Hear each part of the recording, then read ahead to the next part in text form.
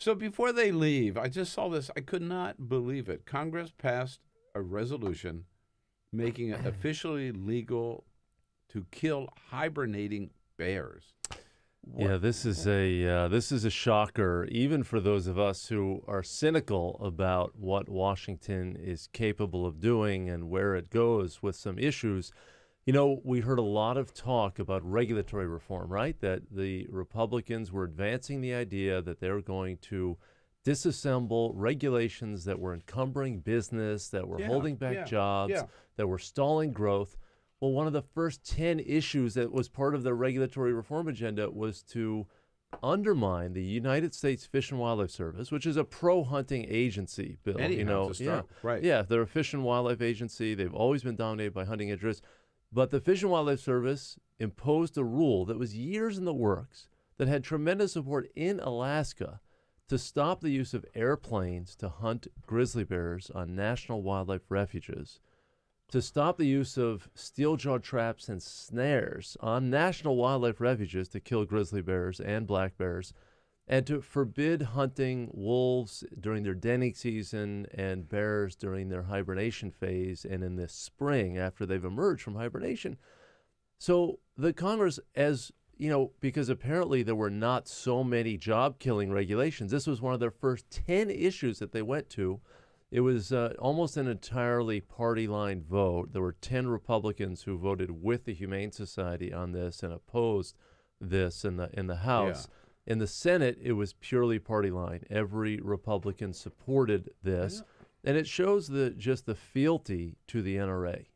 This is just, they lose their minds. They're incapable of making a rational decision.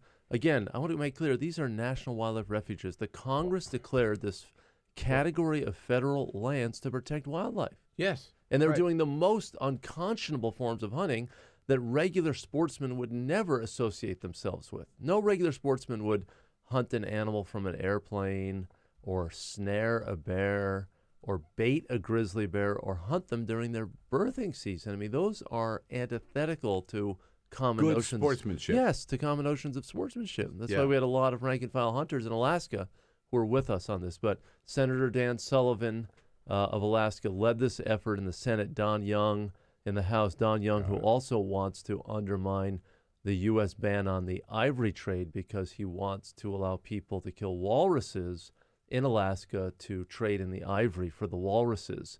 So we may have some additional regulatory reform and open up the ivory trade if he gets his way on that, just like he did on killing grizzly bears during their birthing season. Well, you touched on my first question, which is, I heard you say national wildlife refuges. I thought, now these are not national parks. They're a step down from a national park, but still, they are a federally protected land. I mean, I didn't think hunting was allowed on federal. Well, you wouldn't think it if it's called a wildlife refuge. Right. I mean, Yeah. it has been bastardized through the decades. The original notion that Teddy Roosevelt, he was the creator of the first wildlife refuges, it was supposed to be a protected area for wildlife, and then hunters would benefit as the animals fanned out outside of the refuge. So they were supposed to be inviolate sanctuaries for wildlife. That was the original language. Over the decades, and especially over the last 25 years, there's been an effort to open more and more of them to hunting. Now, 80% of the physical land area of the National Wildlife Refuge System is in Alaska. They've got 16 glorious refuges, many of them created under a 1980 statute called the Alaska National Interest Lands Conservation Act. Don Young was in Congress. He opposed it in 1980 when that occurred.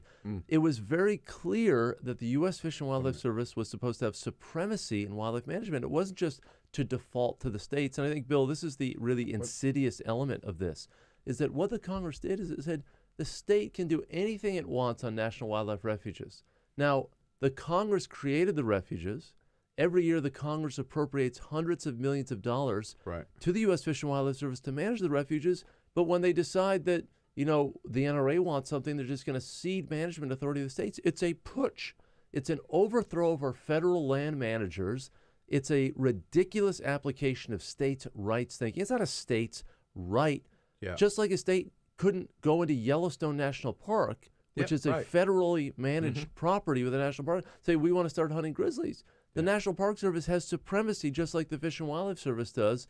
And there was all this claptrap about somehow the rules were different for Alaska because of the Alaska National Interest Lands Conservation Act. Absolutely not.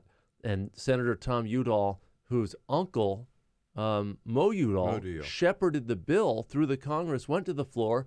Nikki Songus, whose husband, Paul Songus, late husband Paul Songus, was one of the architects of the Senate Alaska National. They said, no way. There was never some attempt to just throw this to say, why do you want to call it a refuge if you're just going to let the state manage it? Just make it a state park. And the idea that these grizzly bears are a threat to millions and millions of Americans, right? Or particularly when they're hibernating. Bill, these are some of the... drag them out of their den or whatever and shoot them. This is justified under what? These threat to national security? These are remote refuges. I mean, there's no human habitation in these refuges to begin with. So even they didn't. This is just sport. This is just sport. And you know, sport. One of the reasons I've been traveling a lot is I've been promoting the paperback version of my book, The Humane Economy. Right. And you know, when you think about Alaska, the big revenue generating activity associated with wildlife is wildlife watching. People go and see these animals in Denali National Park or in Gates of the Arctic and these other national wildlife refuges and parks. That generates hundreds of millions of dollars. How much does killing a grizzly bear? So, you know, in terms of the thinking behind, you know, what I do and talking about the humane economy is protecting these animals and allowing people to see them, because you can watch a grizzly bear over and over. You can shoot it only once. There must be 100,000 tourists who go to Alaska to see the grizzly bears for every one. Absolutely. Or maybe that's probably conservative. Right? You're right. Absolutely. Yeah. It's one hunter. It's an enormous business, wildlife watching, and the congressional delegation from Alaska, specifically Don Young.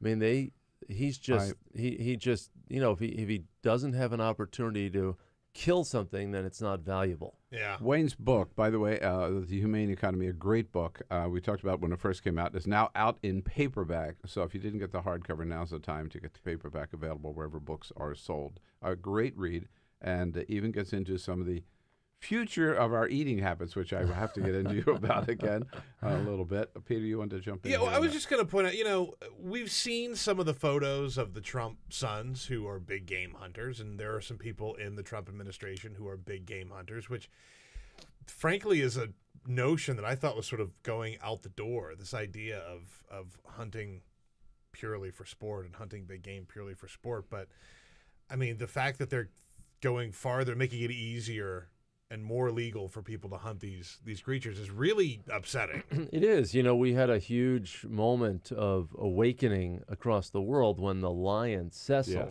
was lured out of a national park in Zimbabwe by an American trophy hunter and his Zimbabwean guide.